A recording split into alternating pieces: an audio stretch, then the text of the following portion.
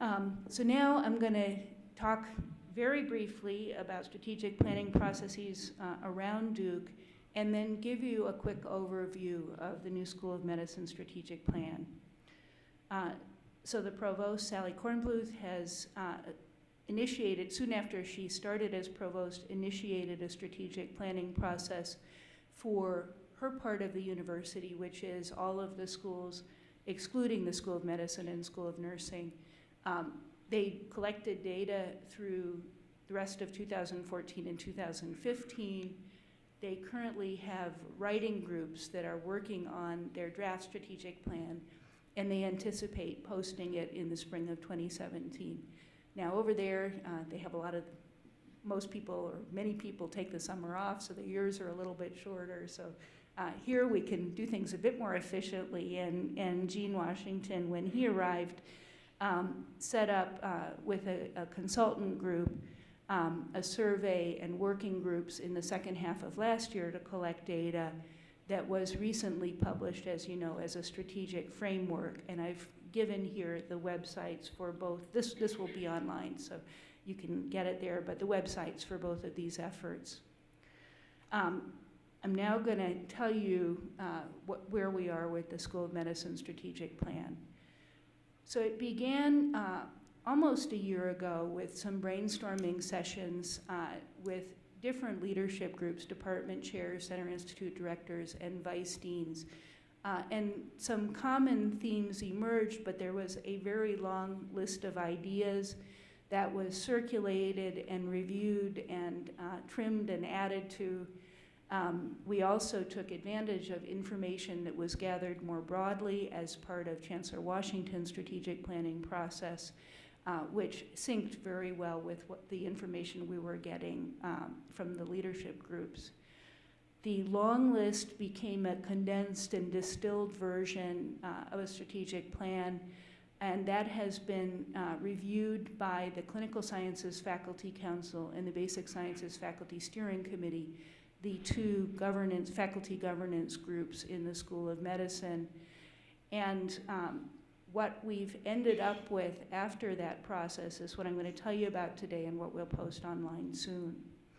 So the key points I want to mention are first that there are 5 themes this time, but they're similar to the 3 themes in the 2006 strategic plan, and they intersect with the Chancellor's strategic framework, which is probably not surprising because there were many of the same people involved in both, but of course it's important that that be the case. It's not comprehensive, and like I hope I've convinced you, like last time, we're going to do many things that are not in this plan. So if you don't see something there, it doesn't mean it's not going to happen. Some of the comments that came back about drafts that were reviewed were that they were ambitious and aspirational, and we want to aim high. And I think realistically, over the next 10 years, it's very likely not possible to do all of the great things that have ended up there, but that's okay. We would rather aim too high and not quite get there than have something that's not aspirational enough. It's expensive, or at least parts of it are, and philanthropy and/or other funding sources are going to be needed for some of what we feel we need to do. But one of the things that you've taught me since I've been at Duke is this is an institution that is really good at making every dollar count. And so what's expensive elsewhere, we might be able to do for a bit less here. It's flexible, things will change, and we'll try to do what's best, even if it's not what's written. So it's going to be, in a sense, a living document, or at least a document that can change. So the first theme, similar to the first theme in 2006, is to become a destination of choice for the very best people. And each of the bullets that I'm going to list has, in the written document that you'll see later, a number of sub-bullets, but these are the broad brushstrokes. We need to recruit, nurture, and retain exceptional faculty members who develop new areas, promote collaboration, and are magnets for others. We want to provide best-in-class, innovative education, training, and career development for everyone in our community. And we want to be a leader in diversity and inclusion, again, in every aspect of what we do. We want to have a portfolio of world-class research that will include support for signature areas of strength, but importantly will also allow new areas, exciting emerging areas to grow as well. We want to be known for a portfolio that extends from basic sciences through population health. That's how we usually talk about it, but to look at it from a slightly different angle as an institution that comes up with the ideas, makes the discoveries, invents what's needed, innovates on those inventions and other people's inventions, works on and finds solutions for implementation, and is entrepreneurial in getting our work out for public good. We want to provide world-class, affordable, service-oriented shared resources and cores and quantitative expertise, because that's part of making it possible for our faculty, staff, and students to be their most productive and live up to their potential. And as I've already mentioned, I hope that we'll be able to create a new department of population health sciences. Third theme, again, similar to what was in the 2006 plan, is to have a campus that inspires. Dr. Washington has already talked about a plan for at least one new research building.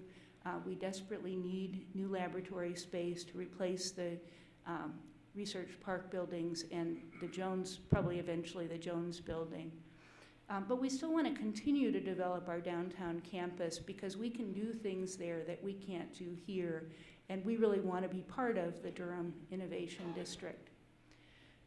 We need to continue to look for ways to make sure we have good connections between this campus and our downtown campus, because those connections are important.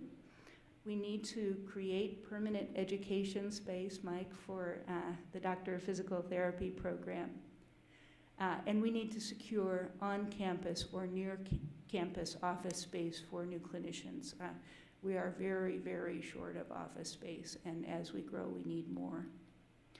The fourth theme is to collaborate, and we mean that in pretty much every sense, to partner with the health system and the PDC to align our work in clinical care, research, and population health, to foster even more academic industry partnerships through, with the help of a new business development function, to increase even more collaborations between the School of Medicine and the other schools of the university.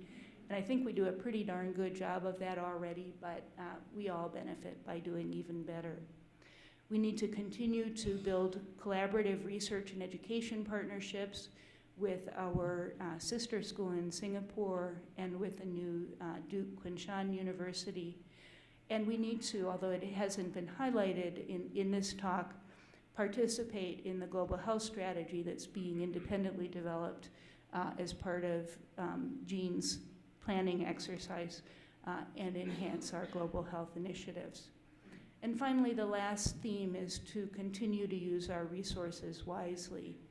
I hope that it will become possible to, at some point, establish a new quasi-endowment to support the School of Medicine indefinitely. It doesn't actually even have to be quasi. If there's somebody out there with $1 billion, we would take a regular endowment too, but we'll do it however we can. We still need to find ways to smooth out financial tensions between our institutes and centers and our departments. They're not terrible, but we can do better. We still have opportunities to standardize administrative practices and develop IT tools to be more efficient, effective, and consistent. There are opportunities to reasonably centralize and or regionalize administrative functions. I know there's going to be loud applause after I say this, but we need to review our interpretation, Duke's interpretation of federal regulations, and to the extent we can, streamline our internal policies to decrease the burden and develop a stronger, still, culture of philanthropy. And then finally, we need to communicate our strengths and successes both internally and externally.